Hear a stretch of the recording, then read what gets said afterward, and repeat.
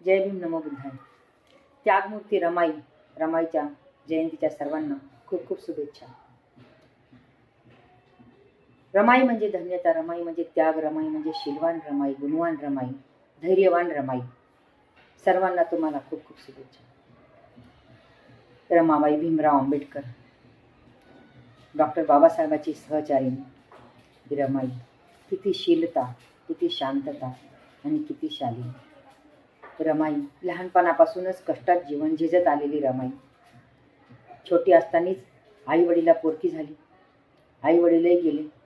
आई वडील लहान असतानाच काका मामाबरोबर मुंबईला भायखळा येथे राहायला आली असताना रामजी बाबाच्या नजरेस पडली आणि आपल्या भीमरावासाठी छोटी रमाई आपल्याला सून म्हणून त्यांना पसंत पडली.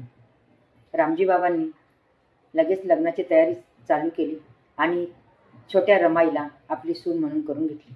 त्यावेळेस रमाई 9 वर्षाची आणि भीमराव 16 वर्षाचे होते. या लहानग्या जोडीचा विवाह भायखळ्याला अतिशय आनंदामध्ये पार पडला. रमाई बाबासाहेबाच्या घरी आल्याच्या नंतर पूर्ण परिवार त्यांनी हळूहळू आपल्याशी करून घेतला आणि सर्वांची काळजी वाहून नेणारी रमाई सुखदुःखामध्ये सर्वांच्या रमून गेली आणि बाबासाहेबाची, रामजी बाबाची आणि पूर्ण परिवाराची काळजी घेऊ लागली. रमाई अत्यंत हुशार आणि गुणवान रमाई सर्वांना एकसाथपणे देखरेख, सुख दुःख सगळ्या गोष्टीमध्ये मनाधनाने लक्ष देऊ लागली. बाबासाहेबाच्या शिक्षणासाठी बाबा बाहेरगावी असताना परिवारासोबत त्या सगळ्या गोष्टीची रमाईला तिळ सर्व गोष्टीची जाणीव होती.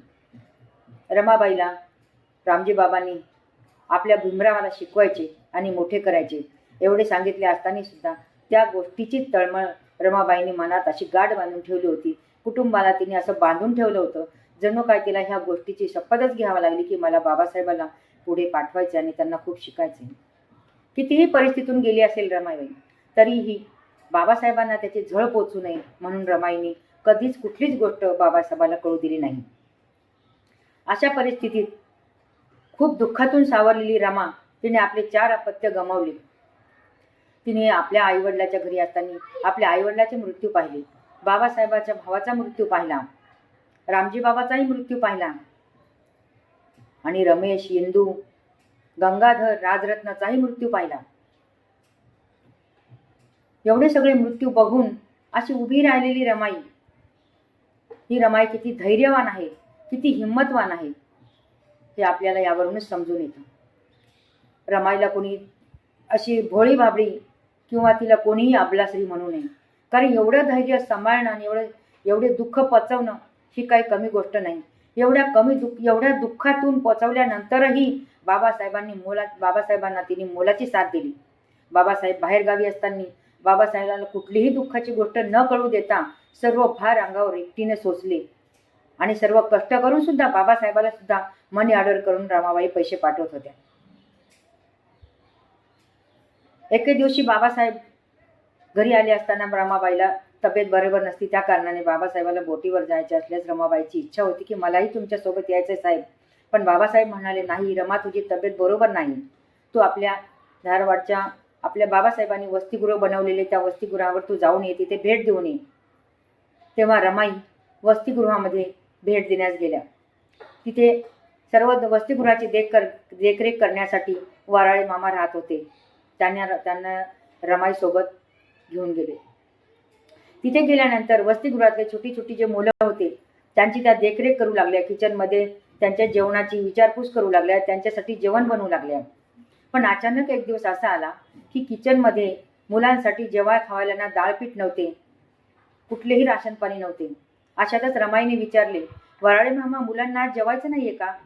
राशन पाणी काहीच नाहीये किचनमध्ये. तेव्हा वराळे मामा म्हणाले, जेवायचं आहे आई साहेब, पण आपले पैसे जे भेटणार होते ते काहीच सरकारी पैसे मिळाले नाहीत. त्यामुळे सारखे 2-3 महिन्याचे वाण्याकडून पैसे थकलेले आहेत आणि आता ते देत नाहीत, म्हणून मुलांना जेवायला नाही. अशातच रमाईने हातातल्या सोन्याच्या बांगड्या काढल्या आणि वराळे मामाकडे दिल्या आणि वराळे मामाने त्या घाण ठेवून आपल्या मुलांसाठी राशन पाणी आणलं आणि रमाईने राशन पाणी आणल्याच्या नंतर स्वयंपाक बनवला आणि आपल्या मुलांना जेवू खाऊ घातलं आणि मुलं आनंदाने नाचू लागली. त्यावेळेस सर्व मुलं खुश झाली आणि म्हणाली, रमाबाई आंबेडकरांचा विजय असो, रमाई आंबेडकरांचा विजय असो. अशी होती रमाई. स्वतः आगीत जळत गेली आणि दुसऱ्याला खुश करण्यात गेली. जय भीम, नमो बुद्धाय.